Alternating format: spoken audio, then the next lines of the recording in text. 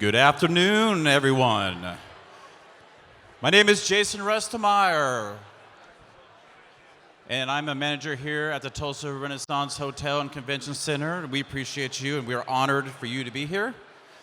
I'm just going to make a few safety announcements for everyone. So we're going to talk about weather first. If the weather is severe or we have a tornado warning, we will stay in this room away from the windows. If there is a fire, we are going to exit right here behind us, or actually there's some exits here too. And we're just going to wait out in the parking lot until the fire department comes and tells us it is clear to come back. And if you guys are just curious where the restrooms are at, there's restrooms right over here to the left, back there by some water fountains, and on the opposite side over here as well. And I guess that's pretty much all the safety announcements I have for you today. But once again, we appreciate you being here. Enjoy your lunch and enjoy the Tulsa Chamber. Good afternoon, everyone. If you could please make your way to your seat and we will get our program started. Thank you so very much. Welcome to the Tulsa Regional Chamber's first ever State of the Tribal Nations event. I am so excited. You know, this is the first time we've done this, and we had over 850 RSVPs for this event.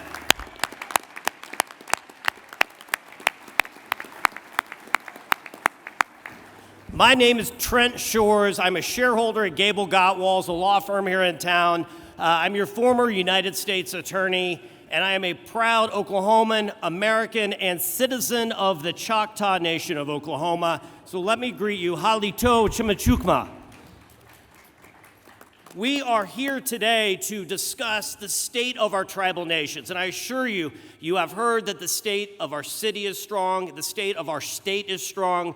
You will hear today that our tribal nations are so strong, they are contributing so much, and I would suggest that all of these are inextricably intertwined, that our contributions by our tribal partners are fueling the success in our state right now.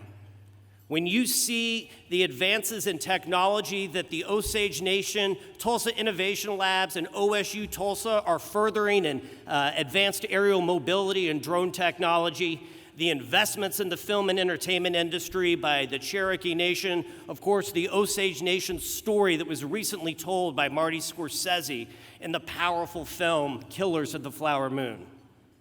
When you see the advances in healthcare provision from the Muscogee Nation, providing a new hospital that services tribal and non-tribal citizens, advanced telehealth opportunities for neurological care, let there be no doubt that our tribal partners are as much Oklahoman as any one of us, and they are here to contribute to the overall success of our city.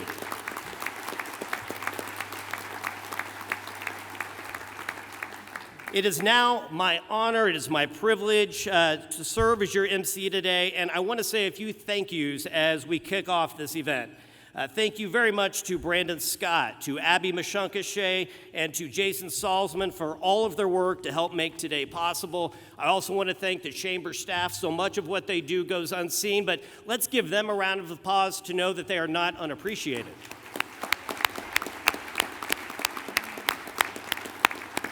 I also want to thank the Tulsa Indian Club singers who shared their musical gifts during the networking hour. And now, please join me in welcoming the Native Praise Choir, a music ministry that preserves Native American culture through tribal hymns passed down by ancestors.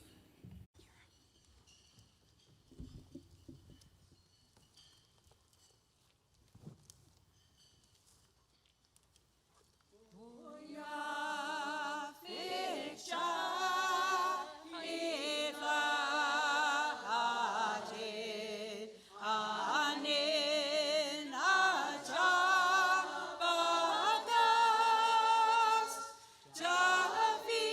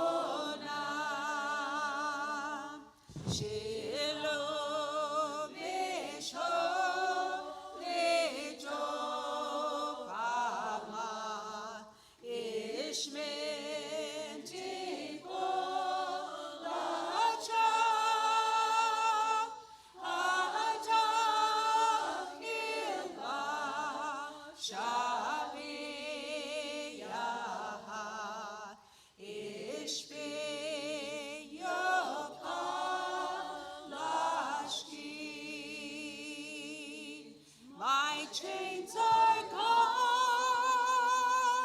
I've been set free.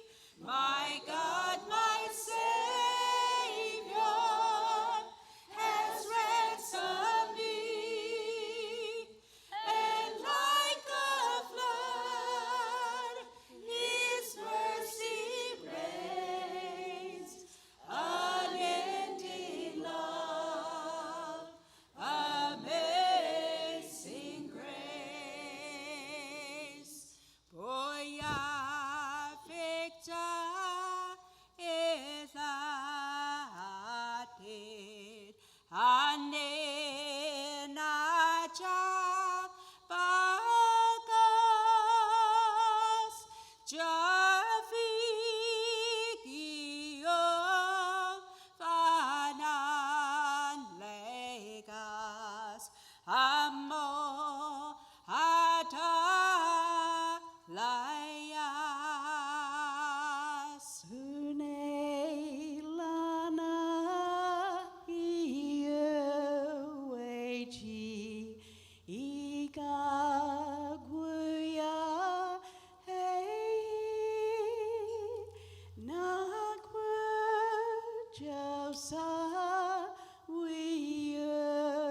lo say igaguya ona.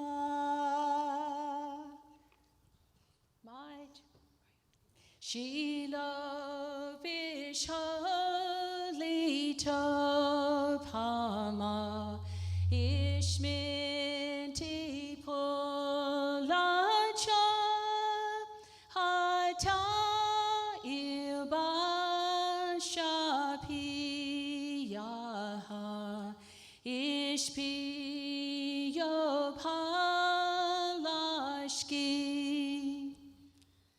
My chains are gone, I've been set free. My God, my Savior, has ransomed me.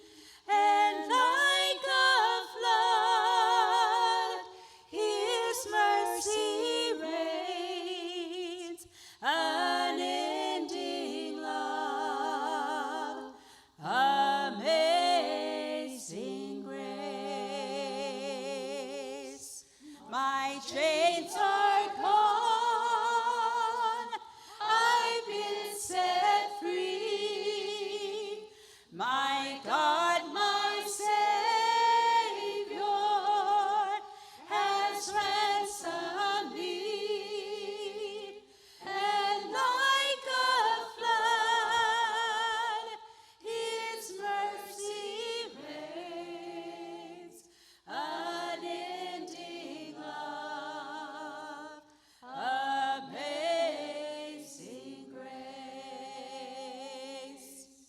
The earth shall soon dissolve like snow. The sun forbear to shine,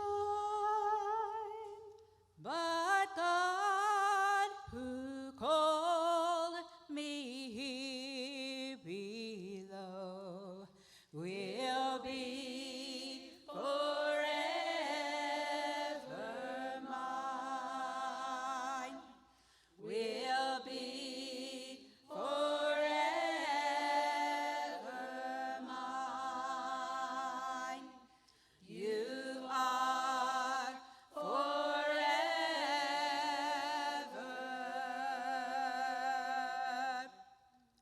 mine.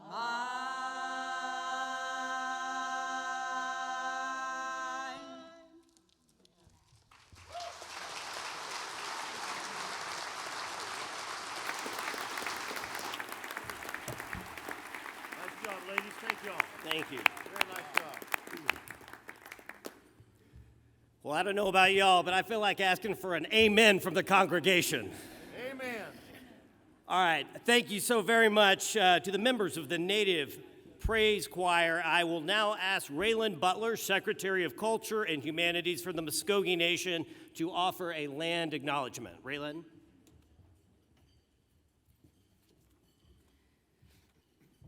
Hishje estongo, Raylan Butler, Jahojifkados, Almalegida, Wakogi, Almadowa, Pecan Tallahassee. My name is Raylan Butler, and I serve as the Secretary of Culture and Humanities at the Muscogee Nation, and I'd like to read a land acknowledgement today. Today, we acknowledge and pay respect to the original inhabitants of the land we are standing and sitting on. We recognize this land was home to indigenous tribes of this region, including the Wichita, the Caddo, and the Osage, before the Muscogee Creek Nation's forced removal from Alabama on the Trail of Tears in the 1830s. The Muscogee tribal town of Lojaboga, Tulsa, reestablished their ceremonial ground near a towering council oak tree on the Arkansas River near Riverside Drive. And this was the first gathering place and settlement by Muscogee people in this region. The city of Tulsa gets its name from the Muscogee word Dowahasee, or Tallahassee, as people say it in English, which means Old Town in the Muscogee language. Today, this event is being hosted on the Muscogee Creek Nation Reservation. A few miles from here in downtown Tulsa is the confluence of the three tribal boundaries that make up the city of Tulsa: the Osage Nation Reservation to the northwest, the Cherokee Nation Reservation to the northeast, and the Muscogee Nation Reservation south up to 80 miles to the Canadian River. Since time immemorial, indigenous people have hunted, fished, and gathered and taken care of these lands. This land is sacred, it's historical, and it's significant to tribal nations. We respect their legacy, and we honor their sacred spiritual connections to the land and the water. Mado.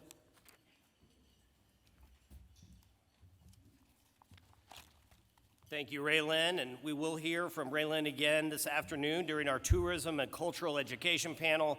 I now want to ask Van Bighorst, Cabinet Secretary of Language, Culture, and Education for the Osage Nation, to share an opening blessing for us.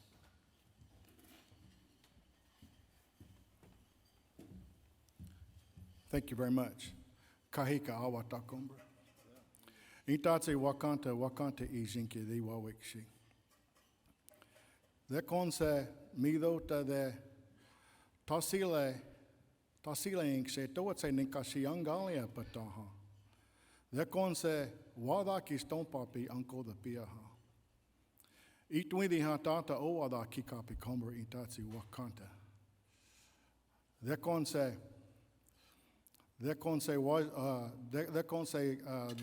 tawa dabriaha dake de komber itatsi wakanta.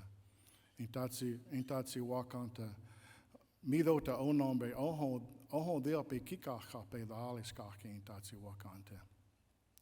The conse who hekape lani ha de wadakshi. The conse dea idaki andake tata owadaki kape komber intatsi. Ia owalamaji ekepshi skidaha. And Heavenly Father, again, we're just coming to you, Father, talking to you, Father, and Wajaji, Father. Talking to you again, Father, thanking you for all the many things that you've given us, Father, asking you to be in our midst here today, Father. Father, you be with each and every one of us that's here, Father, and we're just so thankful to you. And Heavenly Father, I ask you to bless our food here, Father, to the nourishment of our bodies. Ia walamaji ekepshi skidaha kakuna. Amen.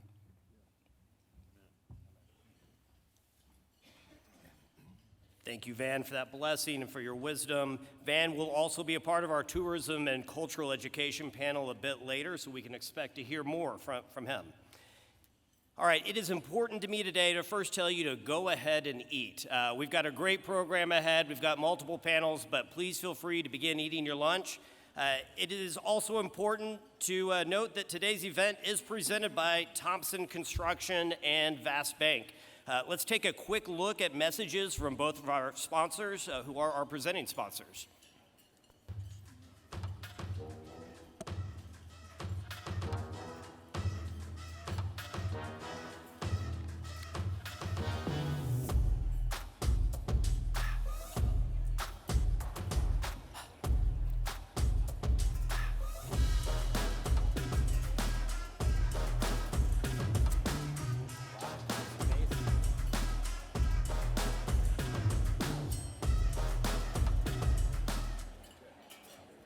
My name is Tom Bielke, Chairman of Tulsa's very own Bass Bank. I'm Doug DeJarnette, President of Bass Bank. Our priority at Bass Bank is building Tulsa into the greatest city in the U.S. All 4 of our branches are right here in Tulsa County. Bass Bank has supported this great community for 40 years, and we are dedicated to supporting Tulsa for another 40 years. And we thank you for being loyal friends in building a greater Tulsa together.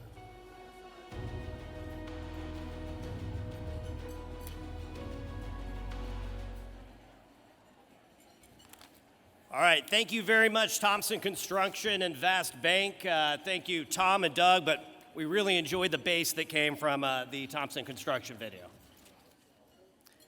All right, we have 3 great panel discussions planned for today. One focused on tribal leadership, one on economic development, and the third will be on tourism and cultural education, as I have mentioned. Please, again, continue to enjoy your lunch. I'm going to start this off by introducing the folks here at the head table. Hold your applause until I've introduced everyone. This event is so big. We have so many sponsors. We've got a lot of folks to get through. So we're going to start off seated to my far right, which is your left. We've got Dallas West, marketing team lead at the Tulsa World Media Company, a gold sponsor. Jared Compton, Senior Vice President and Director of Native American Financial Services for BOK Financial, representing the Bank of Oklahoma, a gold sponsor. Adam Anderson, CEO of Family and Children's Services, a gold sponsor. Rodney Hanley, President of Northeastern State University, today's networking hour sponsor. Thank you, NSU. Tom Biacchini, 2023 Chair of the Tulsa Regional Chamber and Chairman and CEO of Vast Bank, a presenting sponsor. Tulsa County Commission Chairman Stan Solly. City of Tulsa Mayor G.T. Bynum. Mayor, thank you for joining us today. Cherokee Nation Chief Chuck Hoskin Jr., representing Cherokee Nation businesses, a signature sponsor and corporate table sponsor. Thank you, Chief. Osage Nation Assistant Principal Chief R.J. Walker, representing Osage Casinos, a signature sponsor. Osage Nation Principal Chief Jeffrey Standing Bear, representing Osage Casinos, a signature sponsor. Also, you may note Chief Standing Bear is a frequent attendee of Hollywood awards events. And finally, here to my right, the man that needs no introduction, the man, the myth, the Louisianan, Mike Neal, President and CEO of the Tulsa Regional Chamber. Let's go ahead and give applause for that half of the dais.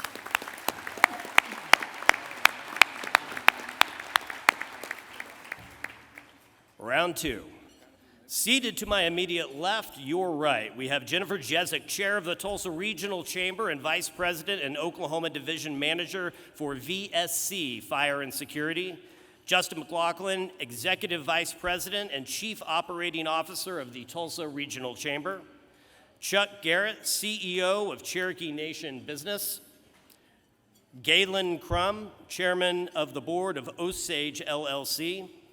Zechariah Harjo, Secretary of the Muscogee Nation, a signature sponsor. Kendall Carter, Vice President of Thompson Construction, a presenting sponsor. Renee McKinney, Senior Vice President of Tourism for the Tulsa Regional Chamber and President of the Tulsa Regional Tourism. Van Bighorst, Secretary of Language, Culture, and Education for the Osage Nation. Molly Jarvis, SVP and COO, Cultural and Economic Development at the Cherokee Nation. Raylan Butler, Secretary of Culture and Humanities for the Muscogee Nation, a signature sponsor.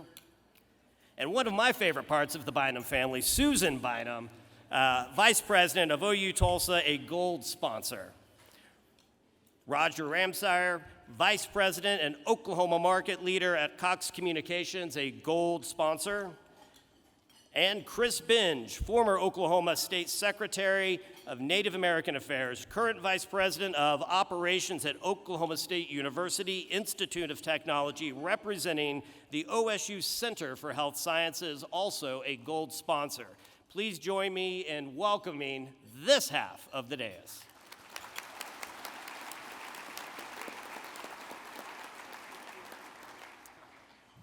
Listen, in addition to those seated at our table, we also want to make sure we thank Tulsa Tech, a gold sponsor, as well as our host sponsor here, the Renaissance Tulsa Hotel and Convention Center.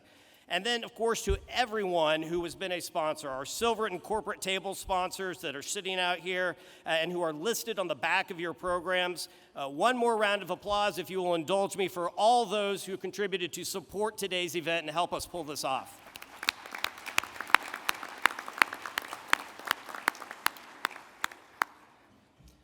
And I'm getting a little greedy because I am going to ask for one more round of applause. We have some state leaders, we have some tribal leaders, and perhaps some federal government representatives in the room. I would like to ask all of those who are in a leadership role for a state, tribal, or the federal government to please rise so that we can also acknowledge you and thank you for being here today.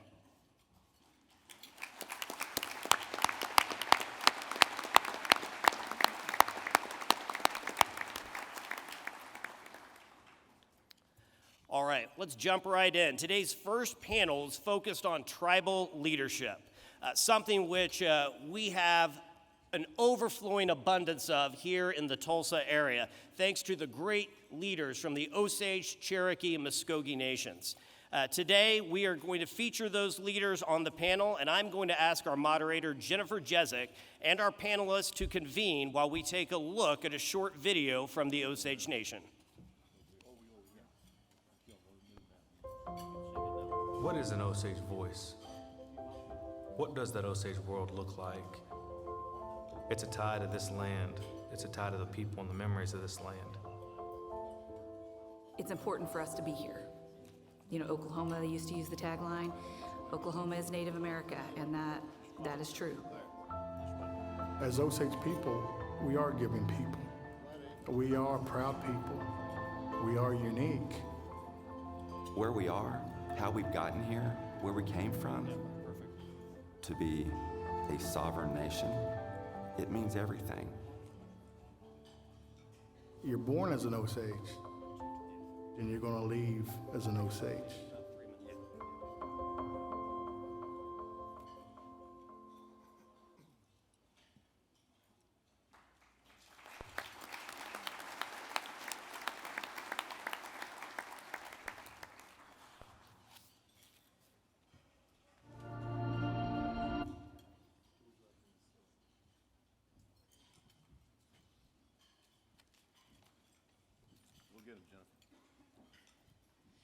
Well, good afternoon, everyone. My name's Jennifer Jezik, and I'm the 2024 Chair of the Tulsa Regional Chamber and Vice President and Oklahoma Division Manager for VSC Fire and Security. As a proud citizen of the Cherokee Nation, it's my honor to moderate today's panel on tribal leadership. Now, please indulge me for our guests in the room. Those of you that are tribal citizens, would you just raise your hand? That's Oklahoma.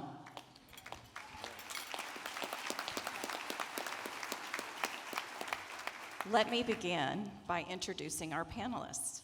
First, Principal Chief Chuck Hoskin Jr. of the Cherokee Nation, the largest tribe in the United States with more than 460,000 citizens. Prior to being elected in 2019 and re-elected in 2023, he was Cherokee Nation's Secretary of State and also served as a member and Deputy Speaker of the Council of Cherokee Nation. Next, Principal Chief Jeffrey Standing Bear of Osage Nation. He is the great-grandson of Osage Principal Chief Fred Lookout. Chief Standing Bear and his wife Julie have 4 children and 8 grandchildren. In his 3rd term as Principal Chief, he continues to protect and enhance Osage culture, language, and lands. Principal Chief David Hill of the Muscogee Nation is attending a funeral out of state and is unable to be with us today. Chief Hoskin and Chief Standing Bear, thank you for joining us. I have a number of questions prepared for you, so please take about 1 or 2 minutes for each of your responses, and I want to start off with this question for both of you. When you think about the significant economic and cultural contributions your nations make to our state, what's one thing you're most proud of and why?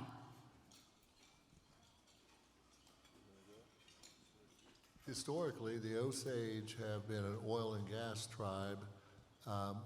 Unfortunately, it's been laced with danger and tragedy. To this day, we still have control of the federal government over our resources, but we work very hard to try to get those chains off of us so we can at least what oil and gas is left, try to produce it for our people. And the industry is not dead in Oklahoma. It just needs to be revitalized. And our experience is if you own something, you should take care of it and be responsible, but you don't need someone else coming in here and telling you how to do it. So what we're trying to do now is look at new areas. Food sustainability is number one on the list. We learned that in COVID when there was no meat available for our programs. So we have our ranch. We have 2,000 head of cattle. Galen can talk a lot about this. We have about 300 head of bison. We have greenhouses, and we are doing our best to be prepared and for anything that's coming in the future. But today we can feed ourselves here. So we are looking at other avenues, and I think there's nothing more important in economic development than being able to take care of each other, and that's what sovereignty is all about.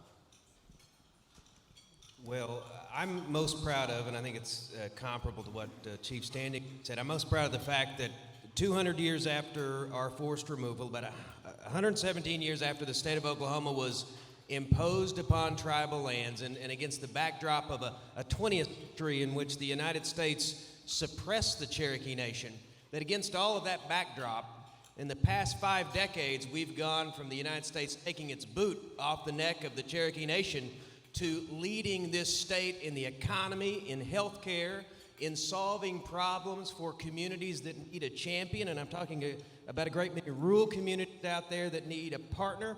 And thinking about the Tulsa Chamber, we're at the table in terms of charting a future for this state economically. Now, you wouldn't have predicted that 117 years ago. You wouldn't have predicted it in the 20th century when the United States was suppressing tribal nations. And you sure wouldn't have predicted it at the end of the brutality of our forced removal. I think it says something about the Cherokee people. I think when we're allowed to govern ourselves, we not only succeed, but our friends and neighbors do well, because we know about this concept of working together, the Cherokee word for Gadugi. And so you could, or the Cherokee word Gadugi, working together. So you could look at what we're doing in this state. We're indispensable. We're inextricably linked to whether this state is going to succeed or whether it's going to fail. And it's going to succeed because the Cherokee people were meant to succeed. And as long as we're working together, I think that success is just in our DNA. That's fantastic. Thank you both so much. So for my second question, this one may be a little interesting, or you can make it as interesting. And Chief Standing Bear said I wasn't supposed to give any softball questions, so this is a good one. What's the biggest misconception about your nations, and how would you clear it up? The largest misconception I've seen is that we no longer exist as a people as we did in the past, and that is not true. We are still here. We are proud. We are culturally relevant. We're good neighbors, but we have our own customs and ways, and we're going to keep those. And because that's what separates us from other tribes and other people. I'm glad to see so many Native Americans in here. You know that our culture and our language and the way we do things is what it's all about.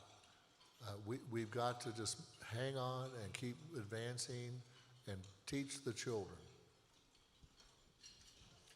Well, in a similar vein, I think one of the misconceptions is that a great deal of the rights and obligations that attach to tribes are somehow part of history and aren't relevant today.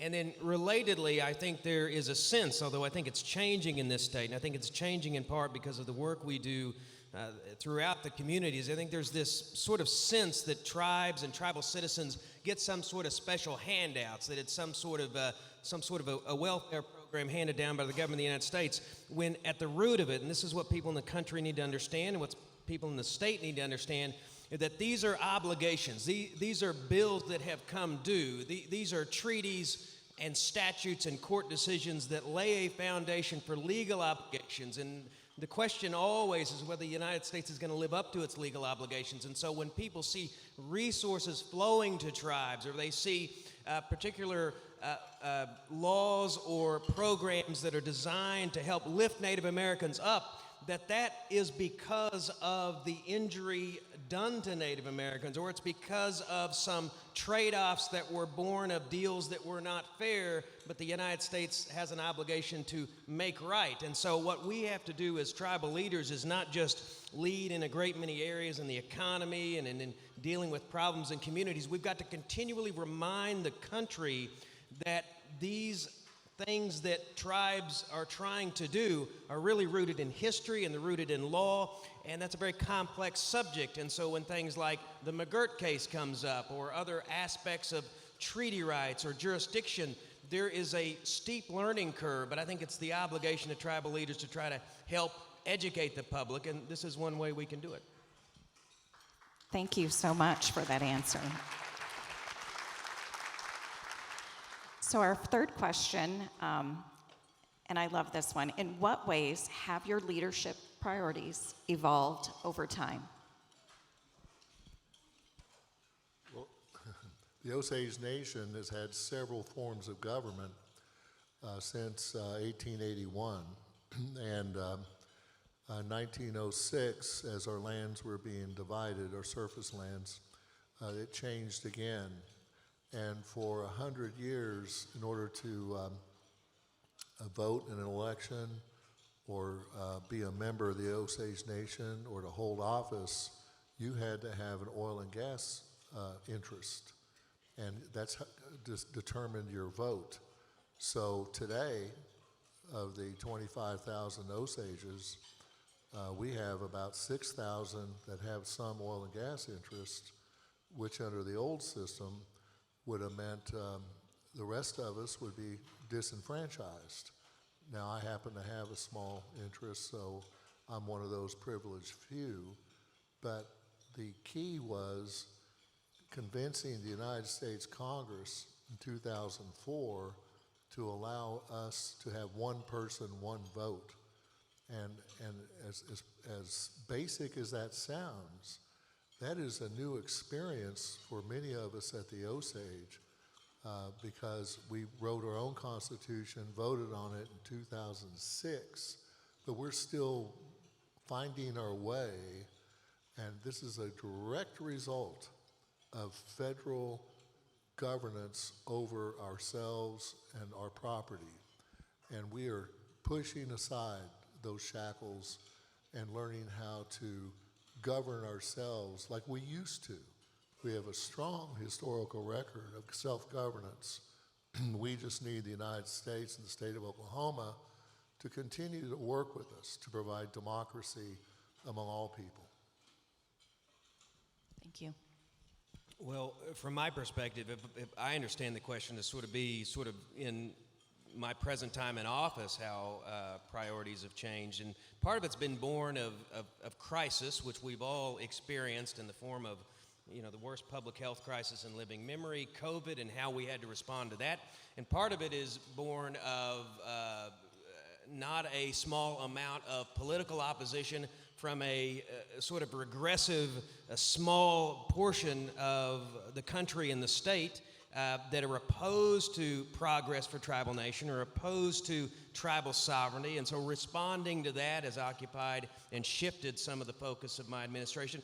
And then some of it is the opportunities that come up that we didn't necessarily see. So with respect to the pandemic, I'm really proud of the way Cherokee Nation led. I mean, we looked at this as a public health crisis, and we ought to be leaning into science and facts, and we ought to be compassionate about people. And that led us to do things, I think, for our citizens and our communities that has helped inform us about what we ought to do in the future in the area of public health and in in healthcare delivery, and I think it's made us better in terms of healthcare delivery, and I think it's made us sharpen our focus on things like food sovereignty that we might not have been as sharply focused on because the pandemic revealed a great deal of need. So I think that as terrible as the pandemic was, and as much we wish it wouldn't have happened, I think at Cherokee Nation we've shifted a bit to try to learn from our experience.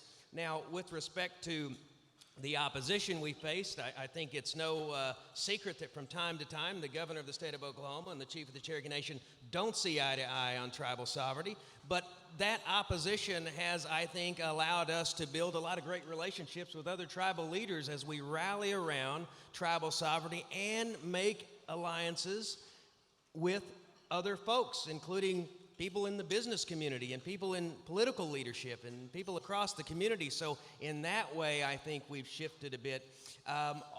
We have, as the pandemic has receded, we've seen opportunities to get into industries that when I took office, I didn't know we would be leaning so hard into. One is the film and TV industry. I mean, the gentleman to my right refers to Martin Scorsese as Marty and Leonardo DiCaprio as Leo.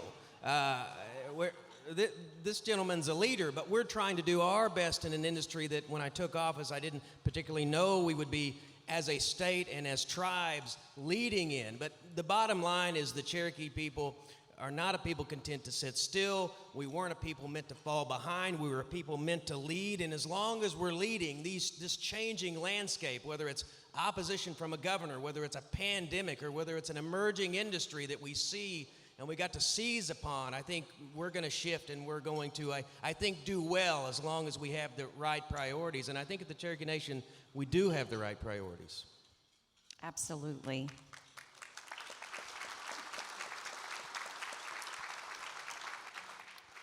When you look ahead to the future, what's the most substantial opportunity for each of your nations? Well, I think the most substantial opportunity that we have, I think there's a great many, but I think healthcare in particular is an area that we have a tremendous amount of opportunity. At the Cherokee Nation, here's what we want to do. We want a world-class system of wellness that is the best in the world for the Cherokee people. That's the goal, and if we start at that goal and see where we are, we can build towards it. And I think it's remarkable that 5 decades ago, the government of the United States was handing down health care from the top to the Cherokee people. And there was compassionate men and women working in this system, but they weren't doing a particularly good job at it. And they were shortchanging the Cherokee Nation. And in that period of 5 decades, as we have been allowed to amass resources to do something about something as important as health care, we've done it. We start from the idea that all of our people ought to get access to health care, and it shouldn't bankrupt them to do it because it's in all of our interest to make sure those needs are met. And we have improved it on that basis. And so in the future, and this will be long past the time that I'm in office, we will get to this really area of world-class wellness, mind, body, and spirit. So right now we're building a new hospital in Tahlequah, and we're building in the community of Salina a health center that's going to triple the size of what we're doing now. Now, if I took anybody in the country to Salina and I said we're building an $85 million outpatient facility, they would be amazed. But what we would tell them is what drives us is wellness. What drives us isn't profit. What drives us is whether our people have access to health care. And in that facility, we're building a wellness center. And across the reservation, we're trying to replicate that model in some way, so that we can get to a point where if you're a Cherokee citizen, you're in a healthcare system that's the envy of the rest of the world. That's where we want to get. We ought to be leading on healthcare. And I think into this century, the rest of the country will be catching up with the Cherokee Nation when it comes to healthcare. And that's frankly the way it ought to be. That's fantastic. Chief Standing Bear? The best opportunities in Indian country have been often ignored by the leadership of the nations. I've observed this in my practicing law days. I was elected in 1990 as assistant principal chief of the Osage, and I've seen so many, like many of you have, opportunities that come to us that we're just not able to capitalize on. That is changing rapidly. It's changing because all the efforts we had put in for education, for good health, all those are happening. They're really happening. And we have scholarship programs like many of the tribes do. We'll give you over $12,000 a year if you're enrolled in a higher education institution, no matter where it is, anywhere. And then we recently have been concentrating on career tech and making sure that our people have access to those educational opportunities. But the balance between building the internal systems of a government and its economy and its enterprises is there. If you've been doing this as long as I have, you can see the difference, and you can see that we're making great progress. And it really gets down to making sure the opportunities that we have, we grab hold of them, don't let them go, and make sure that we're working together to achieve the goals of that opportunity. Absolutely. Well, we just have 1 minute left for the last question. In what ways has been partnering with the Tulsa Regional Chamber benefited your nations? Communication. When we were working with the movie, the state of Oklahoma, through Lieutenant Governor Pinnell and the tourism department was, and our office, the regional chambers, film, Tulsa film, everybody. There's a lot of different pieces at work. And so anybody, again, it's opportunity. And we grabbed it. The Osage did, Mike Neal and his team did, and we took advantage of this. And Tulsa Chamber is a great way to get your project, work with the Tulsa Chamber, find out how we can partner together with the businesses that are here in Tulsa region. Wonderful. Chief Hoskin? Well, thank you, and thanks for having us on this panel. Even before the Tulsa Chamber decided to have this event, I would have said what I'm about to say, which is that the Tulsa Chamber is really setting the standard for how an institution in this state or in this country ought to interact with tribes, because it does it on the basis of respect, and then it gets down to very specific ways that we can work together. And there have been many conversations over the period of time that I've been in office, and my predecessor, Chief Bill John Baker, who's here, in which a phone call is made about an opportunity to bring jobs to this state, to invest some capital or some job training dollars, or what can we do in terms of the immediacy of that opportunity, and then on a separate track talking about what can we do long-term for this state. The Tulsa Chamber's interested in what tribes can do, and they do it on a basis of respect. And that's the reason this is one of the best relationships around, and it's really inures to the benefit of the entire state, and more people need to know about it. That is so wonderful. I appreciate you all so much. Let's thank our panelists for their time and candid conversation. Our next panel will be on the topic of economic development, and Jesse McLaughlin will convene that panel while we take a look at a short video from the Muscogee Nation.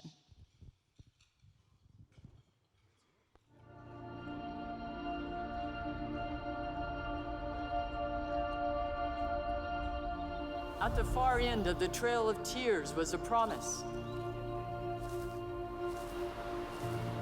A promise that this is our land.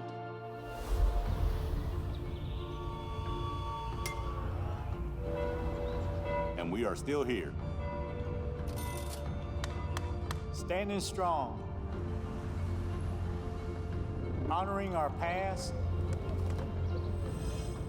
and planning for our future. For our people. For our communities. For our future generations.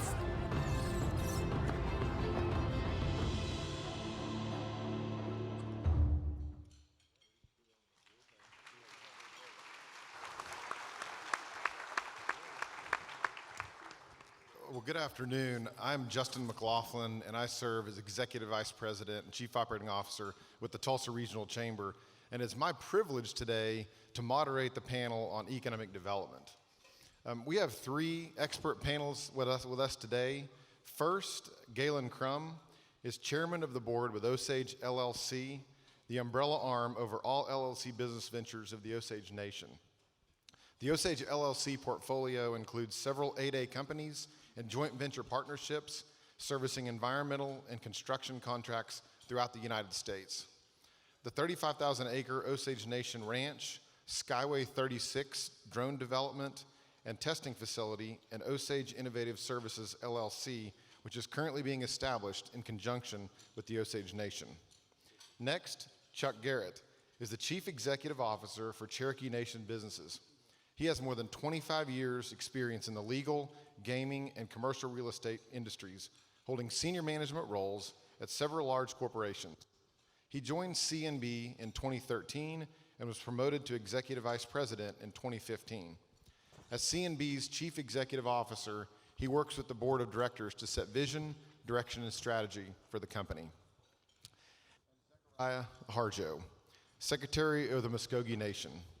In that capacity, Zechariah is the Chief Officer for all associated activities with the Muscogee Nation's Uniform Commercial Code, business filings, economic development, financial literacy, policy development, project management, and technical assistance.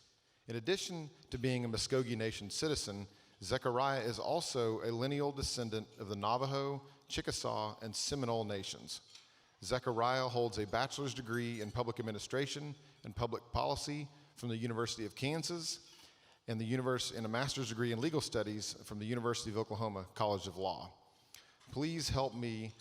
Thank you for joining us today. We have lots to discuss, so please take a couple of minutes, 1 to 2 minutes for the responses, and let's start with the first question. Talk about your economic development philosophy, what drives your work in this area, and how has your approach changed over time? We'll start with Galen. I guess this is on. Well, our land and our people and our traditions have always been the drivers for us. We best do our best work when we realize we're committed to those things. The nation has been help maintain our culture, revitalize our language, take care of our elders, and invest in our future through youth education programs, especially those in the STEM section and aeronautics. Our approach over time has changed in the chief's discussion. The COVID brought a lot of things to mind for us out there. When that came through, I wasn't with the Osage LLC umbrella, I was with the ranch. And it became apparent to us that we had thousands of head of cattle. Our programs couldn't get their meat for their programs for the elders or for the kids. And I think that our Kahika chief, Standing Bear, realized this, and we innovated a lot of different programs to go forward. The ranch itself started trying to make our cattle where they were more able to go to be harvested, but we had no place to take them. So they also built a processing plant. And also we have an area that takes care of vegetable type foods. So that was, I think, a big driver for us. It also is a big driver for what we'll be talking about a bit later with our broadband stuff. But the COVID was a wake up that we didn't have the facilities to do what we needed to do for our people. Turn it over to Chuck. Thank you, Justin.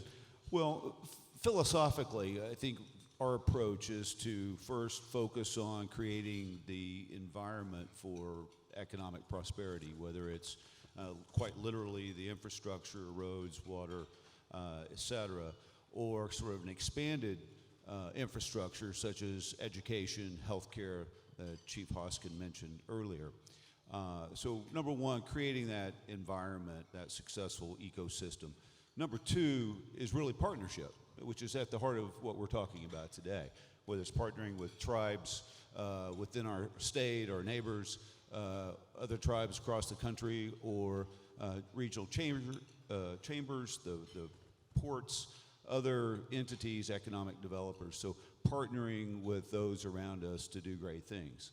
And then finally is investing in our businesses, investing in our institutions that maintain strong employment with great wages and continuing to drive economic activity around us. Thank you. Zechariah. Thank you, Justin. Shay, welcome to everyone to the Muscogee Nation. How the Muscogee Nation approaches, I think, economic development is really in the video that you watched earlier about our communities.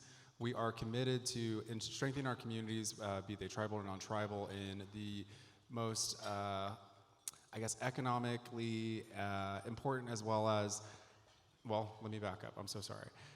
What Chief Standing Bear mentioned earlier is absolutely true, that we have massive opportunities now that we're actually materializing into projects, into partnerships with local partners as well as state partners, and partnerships among other tribes. So our economic development is really surrounding the support of the communities. And we have a number of projects that demonstrate that, from the city of Tulsa all the way through our rural communities throughout the southern portions of our reservation. But the economic impact that we have here basically supplies the demand and the growth that we're chartering south. And so there's a huge involvement here at the city of Tulsa and partnership. And we're hopefully in the beginning stages of a TIF negotiation with the city of Tulsa for the Low Water Dam project in South Tulsa, tied to much bigger projects beyond that. But we're talking energy, we're talking economic development, we're talking erosion mitigation, we're talking responding to all of the economic realities of South Tulsa in one fell swoop, but through a myriad of partnerships and collaborations. So that's how we do it. The Muscogee Nation is truly for our communities. And we know that when the community is striving, the nation, that must mean the nation is striving as well. Yeah, thank you, Zechariah. And I think it's important for this group to know that, you know, we've not landed a successful economic development project where one of our three tribes has not been helpful in that project. And so I just want to thank you for the role that you all play in economic development every single day in the work that we do. I'll now turn our focus a little bit towards infrastructure. So your nations are making significant infrastructure investments. What are some of the most notable projects, and what do you anticipate will be the result of those projects when they're complete? Well, for Osage Reservation, also known as Osage County, but I like to call it Osage Reservation and not quibble about it. Is a very rural area compared to many areas, you know, the Tulsa area perhaps and around. And it's been known as a technology desert. You know, the high-speed broadband, cell phone service, everything is a struggle for us sometimes. Even, you know, when we're out doing our work, like when I was with the ranch or just doing anything. You know, you have to get to the right high hill and make your phone calls at that time. And one of our things that I think is very important that we've done is we're very committed to making the whole Osage Reservation have high-speed, affordable broadband. The LLC, through a couple of grants, started the work earlier. But the Osage Nation did the work and went out and got a $50+ million grant from the NTLIA that we're going to be able to cover the whole Osage reservation with high-speed broadband when we get done. We're busy burying cable right now. We're hooking houses up. We're as we get it there, and it's a real game changer. People who live in Tulsa or around may not understand just how important it is to have that. Again, COVID pointed out some things. Kids weren't in school, and a lot of our kids didn't have any way to do their online work. They just didn't have it. People that were wasn't able to make it to the doctor's appointments, wasn't able to do the over the phone, over the internet consultations and visit their doctors and that sort of thing. So it's a real game changer when we get that out there, not only for just people's everyday lives, but for economic development. You know, when we get through, somebody can set it in their house and run a business that's worldwide. They don't have to live someplace like that. So I think that's one of our biggest areas we've moved into that. Yeah, thank you, Galen. Well, I couldn't agree more that technology, you know, in the expansion of our broadband and other internet services throughout the rural areas is critical and is the most important new infrastructure that we can invest in. Of course, the old school roads, water, wastewater, those sorts of amenities are critical as well for the continued expansion of our economy. But I would also point out to some of the expanded sort of infrastructure I mentioned earlier with the healthcare, for example, having accessible, affordable healthcare for the workforce, for our neighbors is critical. We're seeing over 1.6 million visits a year in our healthcare system, which takes pressure off of other healthcare systems, but also keeps our people and our workers, our employees, healthy and ready to be productive. So it's a combination of investment in old school infrastructure, new technologies, and also sort of the expanded work in healthcare. All right, both of those have been covered already, so I'll focus on some energy projects. The nation is also involved in internet technologies projects, similar to what Mr. Crum mentioned that the Osage Nation is engaged with, and I know Cherokee Nation also has a large award that they're implementing throughout the reservation. We've applied and we're hoping to receive a very large award of our own, and to that end we have probably a projects portfolio in excess of $75 million for internet technologies projects, but then beyond that we have another portfolio of energy, purely energy projects in excess of $100 million. One of the most important and exciting projects, though, of the energy side is a substation project in South Tulsa that we've been working with PSO for quite some time now to design and execute the engineering on it so that we can start looking to the funding mechanisms of it internally and to essentially enhance the infrastructure, energy infrastructure grid of the southern portion of the city of Tulsa.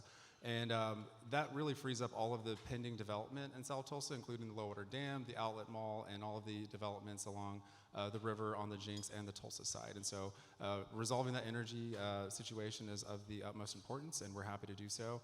The other area I would say is we also participated in the state water match program. The 5 tribes contributed a number of ARPA funds that were matched by the state, which are then deployed throughout each of our reservations respectively for different water projects. Beyond that, I know the nation is looking at funding a number of ARPA water-related projects under the American Rescue Plan Act for the duration of the eligibility period, knowing that there is far more water projects and road infrastructure projects and all those things besides than there is actual funding available right now. So we're trying to analyze the areas of greatest need and address them. Yeah, thank you all for those answers. Now increasingly our region has been investing in technology area, and tech companies are seeing our region as a destination for their businesses. How are your nations active in the tech space, and what has this activity brought to your citizens? Well, I see the broadband as being a contribution to tech, but one of the things that might be of most interest to Tulsa and the Chamber and our partners with Tulsa Innovation Labs is our Skyway 36 projects we're trying to develop up here. And we're ready to really make a big jump in being able to handle that. And I want to explain to the folks that what I'm talking about is drone testing and development. And I was informed by one of my staff the other day that when I say drones, I'm dating myself a little bit because there's a dozen different types and varieties of unmanned aircraft. And we want to be able to test them all there. We want people to come up and test them, develop them, get their FAA certification, be able to move it on, down the road. We have our first tenant, our anchor tenant, is a company called WindShape from Switzerland. And they have a particular technology that is, as far as I know, nowhere else in the world. They're able to create all kinds of environmental conditions within their wind testing facility. They can make it be storms, they can have the wind come from side to side, they can do all of those kind of things.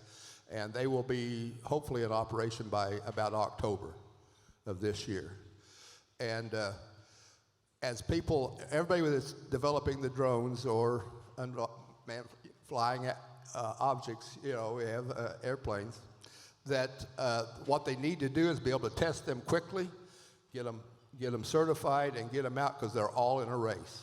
It's the fastest growing industry in the country.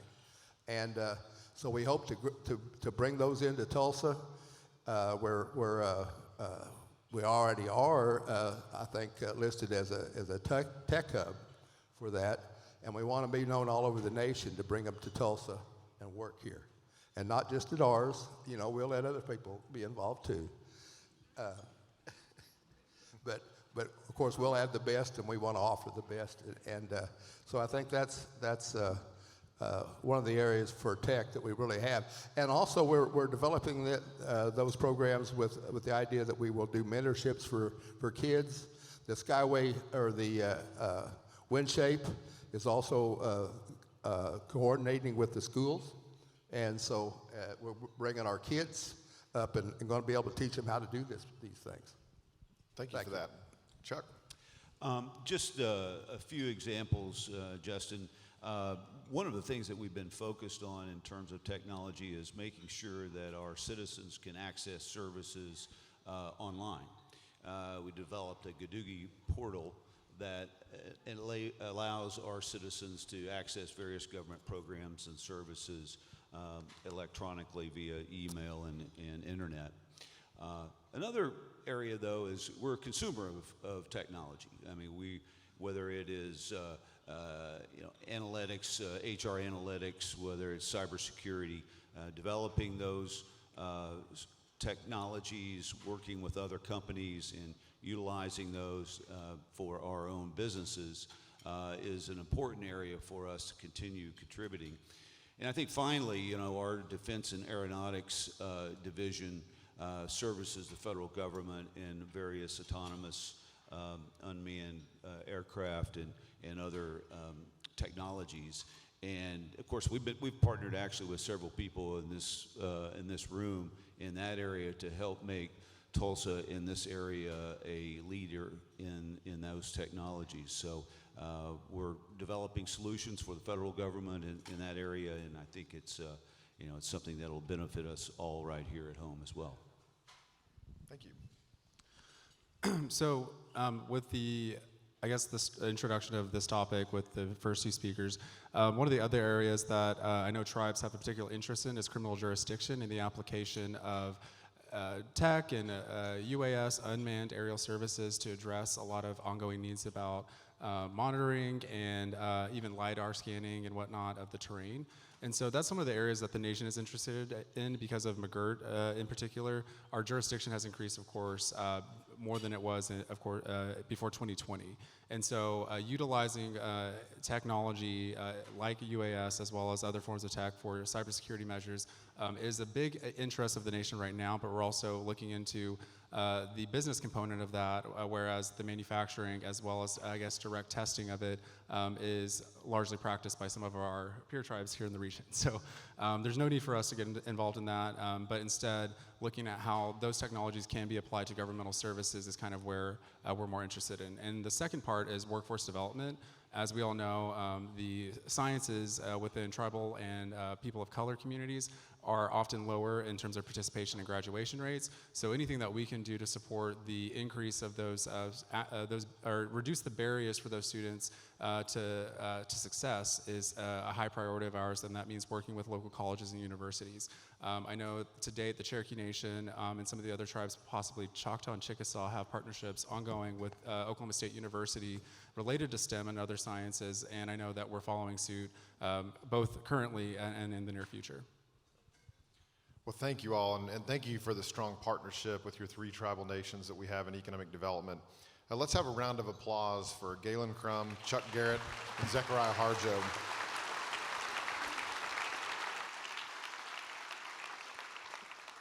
Our next panel is going to be on the topic of tourism and cultural education, and Renee McKinney will convene that panel while we take a look at a short video from the Cherokee Nation.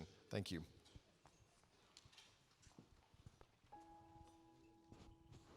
Being Cherokee is not about yourself, but about serving the people. It's a term we often call gadugi, which means we serve the greater good rather than the self. Everything we do as a nation, everything the businesses does as well, serves the greater good of benefiting the nation as a whole. When I look at Cherokees and the change and the opportunity we have to preserve what's important to us, but at the same time adapt. 50 years ago, things looked a lot different than they do now.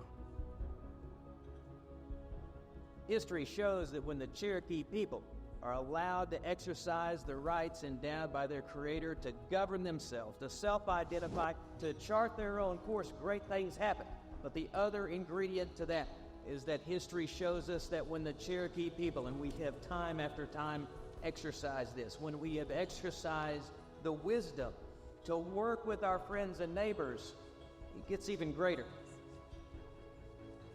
You know, thinking back to what the people really enjoy here is the fact that when you pass people that you don't know, they say hi, they say hello, and when you get into a Cherokee community, you hear CO. You know, and that's something that's so special to individuals because you can travel all over the world. We feel like we're the friendliest here in Northeast Oklahoma and the most inviting and welcoming. At the end of the day, we always come back to who we are as a community, which is preserving and protecting our community and looking after ourselves. Gadugi. When instilling that through all these different layers, I think the future is bright, and I can't wait to see what all these investments and opportunity means ultimately for the nation and the next generation.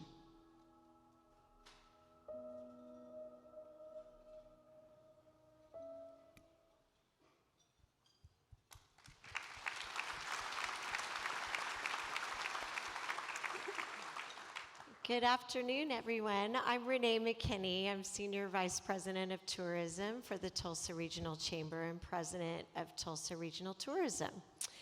And I'm so excited to moderate today's panel, really discussing tourism and the cultural education that goes behind that. So welcome to our panelists. Joining me today are Van Bighorse, who is a member of both the Osage and Cherokee Nations of Oklahoma, as the Cabinet Secretary of Language, Culture, and Education. Van holds a pivotal role in the Osage Nation. He leads the mission of revitalization and sustaining the Osage language and culture, which are key among Chief Standing Bearer's priorities and goals. So welcome, Van. Thank you. Next, I have Raylan Butler, who serves as the Secretary of Culture and Humanities for the Muscogee Nation. She oversees the tribe's efforts to promote, protect, and preserve Native language, culture, history, arts, and cultural resources. She served as the manager of the Historic and Cultural Preservation Department for 9 years and has extensive experience with reparation and sacred lands protection. Welcome, Raylan. And finally, we have Molly Jarvis, Senior Vice President and COO of the Cherokee Nation Cultural and Economic Development. Molly has more than 25 years of experience in casino and brand marketing. She was responsible for developing, implementing, and managing the overall marketing and sales strategy for Cherokee Nation businesses, including the brand transition from Cherokee Casino Resort to Hard Rock Hotel and Casino, Tulsa. Prior to joining C&B, she had several positions at Williams Communication. So welcome and thank you. For all of you joining us today, we have so much to talk about when it comes to this space of tourism and culture. Let's take 1 to 2 minutes each in your responses and start with this. Your tribes have a mission when it comes to tourism and cultural education. What is that mission, and what are your key initiatives? I'll start with you, Van. All right, thanks again for having me. And our mission is basically to let people know that we are here. We are a thriving, wholesome, progressive tribe that is moving forward in this new era. And you know, we are one of the tribes in northeast Oklahoma that helps, you know, the benefits of this part of northeastern Oklahoma. You know, we have our gaming, and we have our tourism and things like that that's involved with this. And so I think that is very important, and we want to be able to help educate people through through cultural education. And just recently here, we've been looking at trying to provide material for people that do come to our reservation, and to educate them, just like we were talking about the Killers of the Flower Moon, things like that. We want them to understand what that is and places they can go visit. Our communications department has just recently put out a new visitors guide for them to be able to go to places like our museum, our scenic byway. There are a lot of things that they can go visit, and we want them to take advantage of all the things that we have on our reservation. Raylan? For the Muscogee Nation, culture is our foundation. We wouldn't be who we are without our culture, without our language.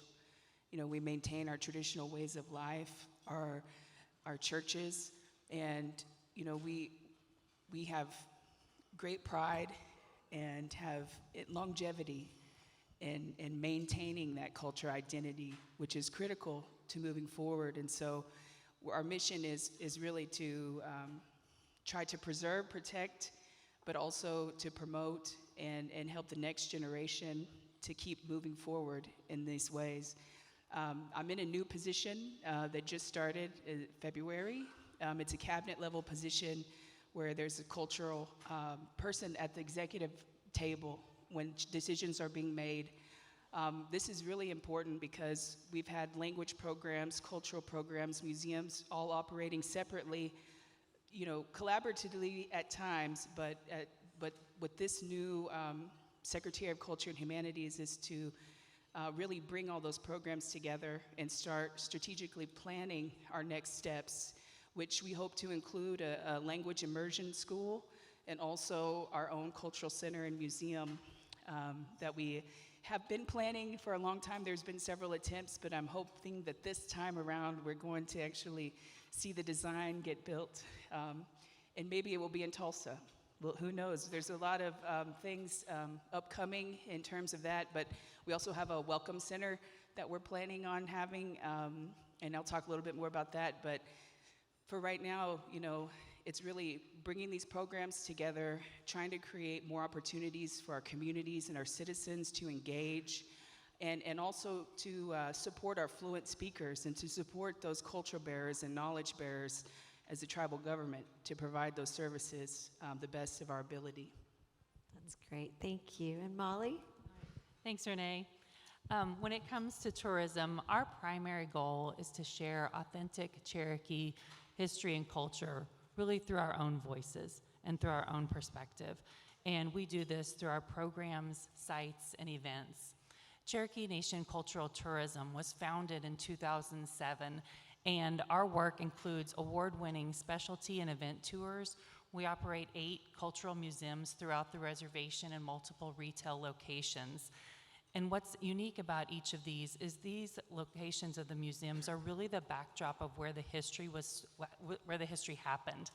When it comes to cultural education, Preservation and perpetuation of our Cherokee language is top priority. One of the key initiatives includes the Durban Feeling Language Preservation Act. Chief Hoskin also passed the Artist Recovery Act, allowing us to invest more for our Cherokee artists. And both of these efforts really allow our culture to be taught for future generations so it will continue. That's wonderful. Thank you. Well, while the Chamber supports responsible tourism, we cannot tell your stories. Only you can do that. How can we help make sure you have the chance to tell them effectively? Well, for starters, this State of the Nations that you're hosting today is a very effective way to help in that endeavor. Hearing this drum today, the songs that were sung today, the language that was spoke today, the prayers that were said today, all these people got to take it in and feel our culture, our language that we've had for thousands of years. And we're going to continue to hang on to the language, our languages, and we're going to hang on to our cultures because that's who we are. I have a very, very deep emotion about culture and language, and our chief and assistant chief do too, and so does our Congress. We have, since we started our new government, we made it a law. Article 16 says that we have to preserve, perpetuate our language and culture. And to our tribe, it's very important to be able to do that. And sure, that's true. We're going to tell our story. We want to tell our story. Hollywood has always tried to tell our stories, but there's a movement now for all of us to tell our story. And so I just want to say that much, but I want everyone here, let's give these guys a round of applause for putting this on today, because it is so important that we all gather the way that we do, to be able to share our culture, our language, and everything that we have, our priorities. That way we know what we're all doing in Indian country. So let's give them a round of applause. Thank you. Thank you, Van. For the Muscogee Nation, how can you all help us? Understand the history. Everybody who lives south of Admiral Street or works south of Admiral is probably on a Muscogee allotment. We could tell you who lived there. We could help you develop a land acknowledgement. We could help you tell our history and our stories of these lands. So I think that's one small step, is to understand the history of these lands as an organization, as a business, to reach out and to start collaborating more. There's a lot of opportunities to partner with us. We're seeing the most growth in our nation we've ever seen at this time. So our hands are out ready to meet new people and to build partnerships with everybody, because we do feel it's important that our voice is a part of the decisions that are made in our communities, but also that our history is told accurately. If you're learning our history from a book, most likely it wasn't written by us. And so it's important for you to reach out to the nation directly, and we can help put you in touch with the right people. That's wonderful. Thank you. Thank you, Molly? Yeah, tourism is the third largest industry in the state. And with 38 federally recognized tribes, we're a large component of that industry. And we're here to share our own stories and make sure that those are heard. So starting with a seat at the table is exactly the place to start. We're appreciative of being heard, and when there's planning and promotion at the state level for tourism, we want that seat at the table, but then making a commitment that we're also at the table for future planning is paramount. It's wonderful. Thank you all for sharing. Of course, one of the biggest stories of this past year was the premiere of Martin Scorsese's filmed in Oklahoma epic Killers of the Flower Moon. Before we go any further, as we talk about community and coming together, I want to share a quick look at the premiere of that film.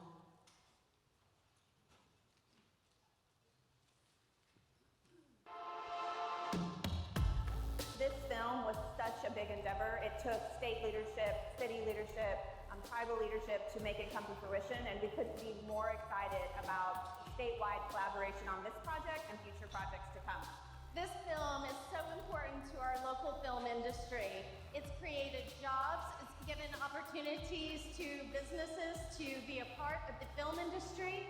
Osio Nagad, Jennifer Lauren, Dalmado, Chichalagi. I'm super excited to be here at the Tulsa premiere of Killers of the Flower Moon. Tulsa's Office of Film, Music, Arts, and Culture is such a great partner to Cherokee Film. Being from Oklahoma and having this opportunity to help the Osage share their story was an honor. Our whole purpose is increasing Native representation above, below the line, in front, behind the camera, in every level of the film industry. And this is such a powerful moment in history for all of us here, in not just on Native land here in Oklahoma, but as a film industry as a whole. Incentives are key to our future success. We've brought it so far in the last 20 years. It's not the time to let the foot off the gas, but to keep it going. It's an exciting time for the Osage Nation. It's a great movie. I hope you guys enjoy it, and it's just an honor and a privilege to be up here. Thank you. Today, this film screening is being hosted on the Muscogee Reservation. Killers of the Flower Moon will share powerful stories that need to be told, as well as offer a platform to show the world that we, the state of Oklahoma, have more stories and more voices to be heard. We honor our ancestors who endured this time by continuing to survive and ensuring our future guided by our Muscogee culture and traditions.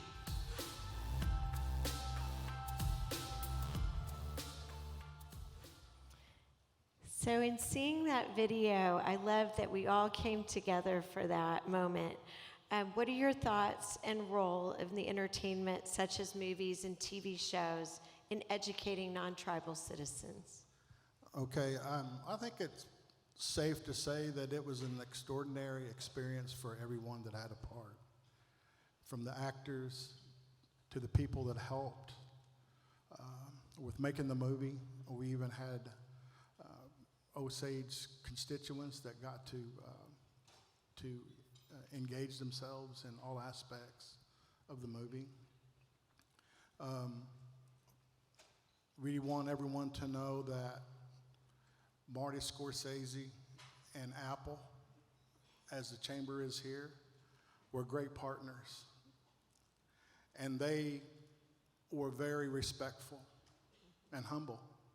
It surprised us all. And they come to us, and we put out a dinner for them, and they wanted to know what was expected of them. And so they respected our tribe that way. And we want everyone to know that every step of the way there was an Osage on set to make sure that they told the story correctly. The late Johnny Williams, the senior advisor for Chief Standing Bearer, was on the set, I would say, every day. And we had one of our speakers, language teachers, Janice Carpenter, that also sat on the set every day to be sure to assure that the language was spoken properly. So yeah, with that, I think that it was a great partnership, and the movie was a success. I feel like, it was nominated, and yeah, it was just an extraordinary event and experience for everyone. Thank you. Aylin? It is such an exciting time in Indian country and Hollywood, and to see the interaction, and so proud of Killers of the Flower Moon and Osage Nation and the representation you brought to our community and to Oklahoma. And, I really wish the Oscar would have at least one Oscar, but we also understand what it's like to be robbed. The Reservation Dogs has not won either. But we're just so proud of our native Muscogee Seminole filmmakers that are out there, and for the nation to support Reservation Dogs, the filming of on our reservation.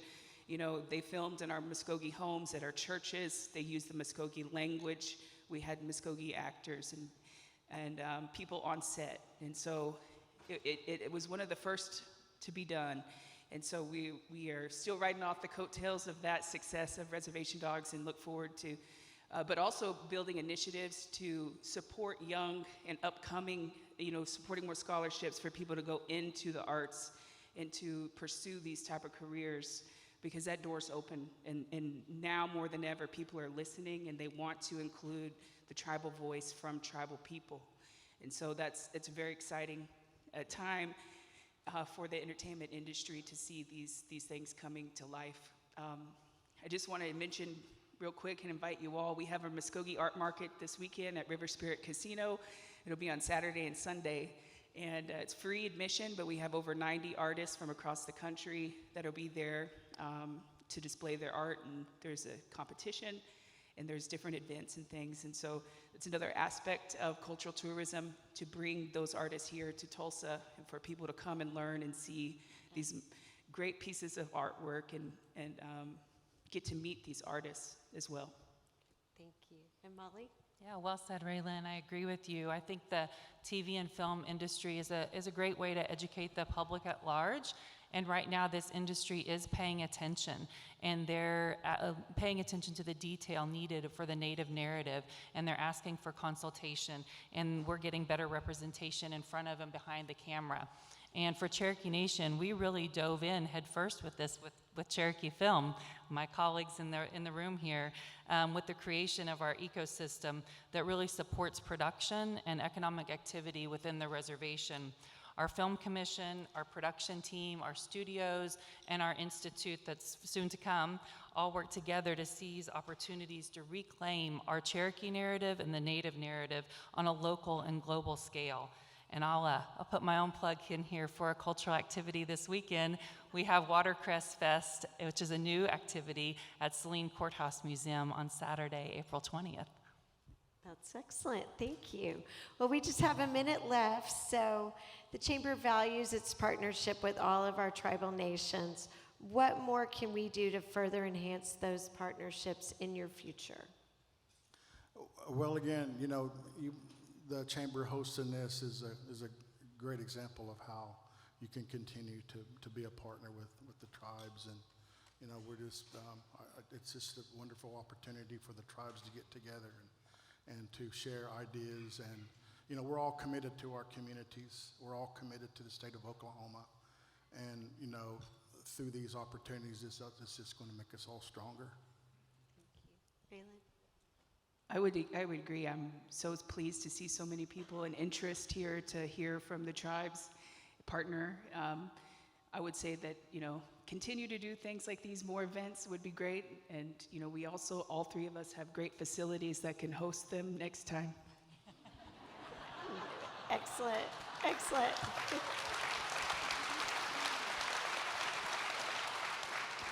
And Molly?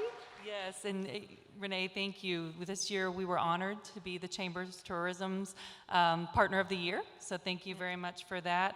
I think Chief Hoskin mentioned earlier respect, and that's really demonstrated through that recognition, but then also through consultation and acknowledgement. And I think collaboration is one of the ways that we can expand that relationship in the future. So again, just making sure we have that seat at the table, that our voices are heard, and having events like this. Thank you. Thank you. Well, I'm honored to be part of this panel with you all. Thank you for everything. And I'll now pass it to Trent to close out today's program. Thank you. Thank you. One more round of applause for our panel.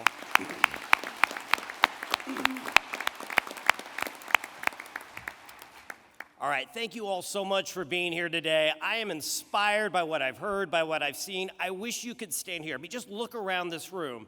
It is packed to the gills. There are so many people here. This tells me that that Tulsans know, tribal citizens, non-tribal citizens, that we are stronger together, that good policy and collaborative partnerships are going to overcome any political rhetoric every single day of the week.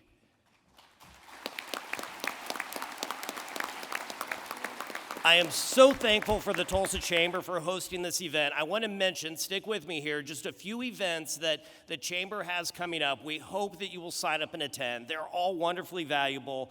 The Chamber's signature federal advocacy trip, the annual One Voice Washington, D.C. fly-in, takes place May 6th through 8 in our nation's capital. This trip provides business and community leaders with exclusive access to members of Congress and their staff and executive branch policymakers. Friday, May 17th, mark your calendars, the Chamber will host its third and final legislative briefing breakfast of the year. Legislative briefing breakfasts give local elected officials a chance to provide an update on the legislative session and share their top priorities of the remainder of the year.